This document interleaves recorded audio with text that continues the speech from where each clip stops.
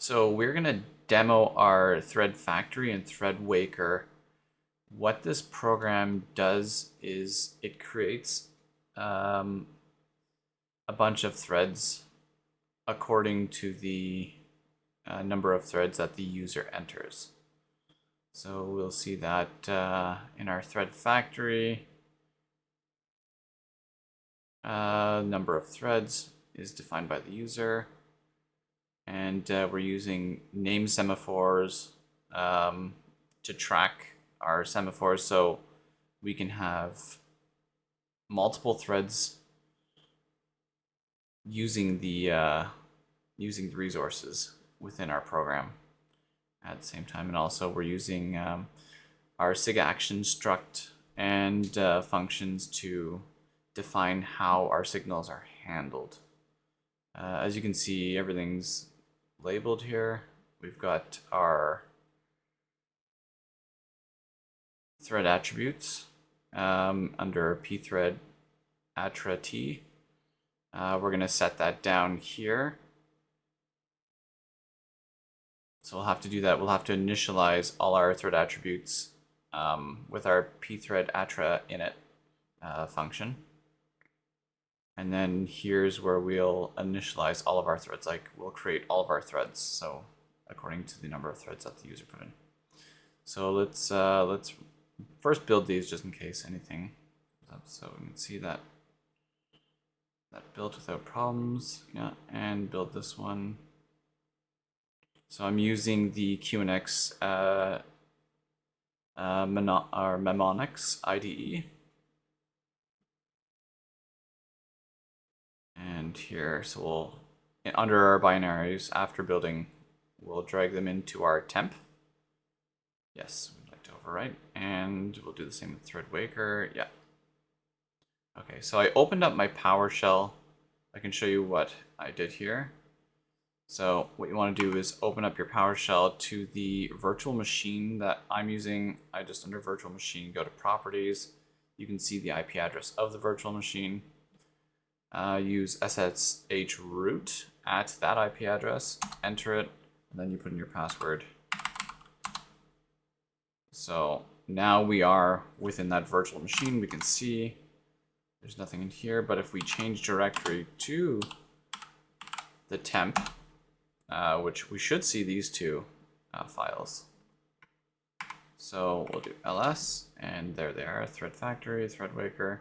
So that's how I opened up these two PowerShell SSH terminals. So here, let's first start with our thread factory because we want to create the threads. And we're going to do thread factory. All right, so here we are. It's asking us to enter the number of children we want to create.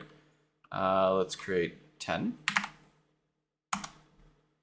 So here we have 10 created. Unfortunately, it doesn't start at 0. Our counter started at 2 for some reason and went to 11. Should be 1 to 10 or 0 to 9. That's a minor thing. We'll fix that.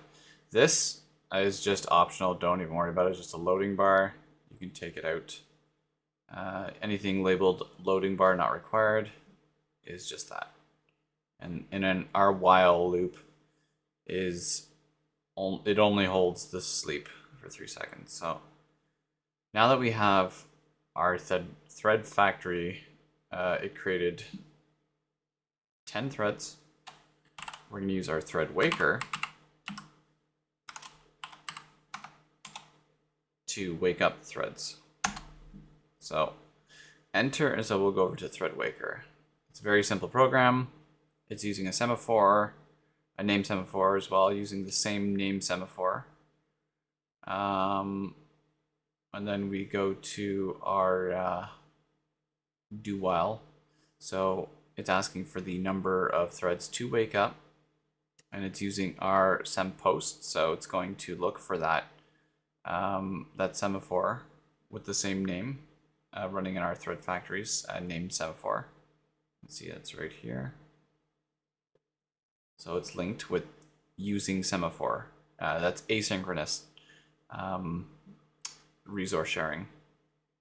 So here, we'll enter 3 to wake up 3 of them. So you can see that the first 3 became unblocked by our semaphore. And what we can do is do the rest. So 7 should bring us to the rest. And if we go down, now we have all of our threads are unblocked. So here, and what we can do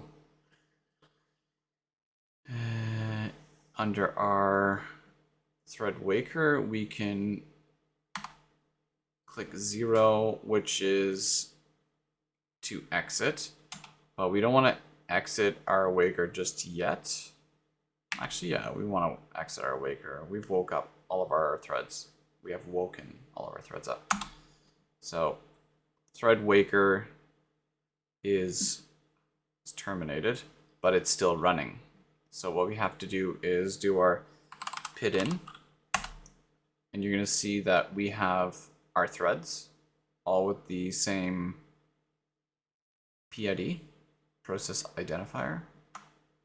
We're going to take the thread PID, and we're going to do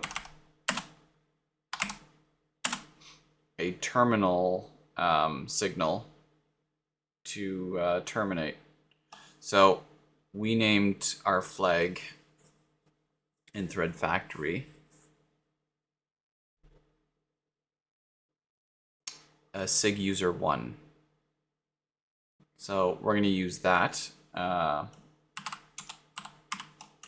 sig user 1, and then the PID that we want to kill the process of. So that'd be all of these guys. And this is still running. Thread factory is still running. So when we do this, technically it should kill all of these thread processes, because this is the parent PID. So here, if we go to thread factory,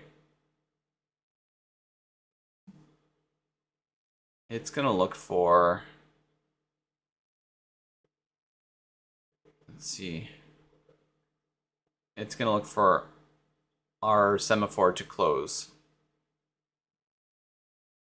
So what we're doing is we're sending a signal from the console now, no longer from thread waker, but the terminal, sorry, to shut down these threads. So I'm going to put that in, and we should see, yeah, there it is, exiting thread factory, child threads 2 unblocked, child thread 2 unblocked, child thread 3 unblocked.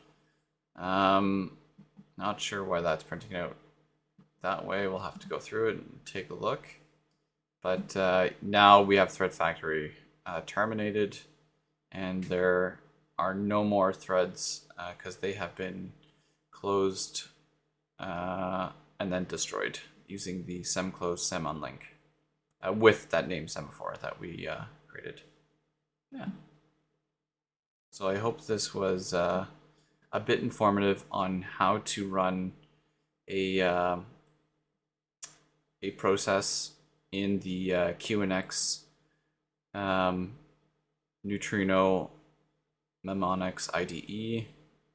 This is a thread demo, and yeah, if you have any questions, please leave it in the comments down below.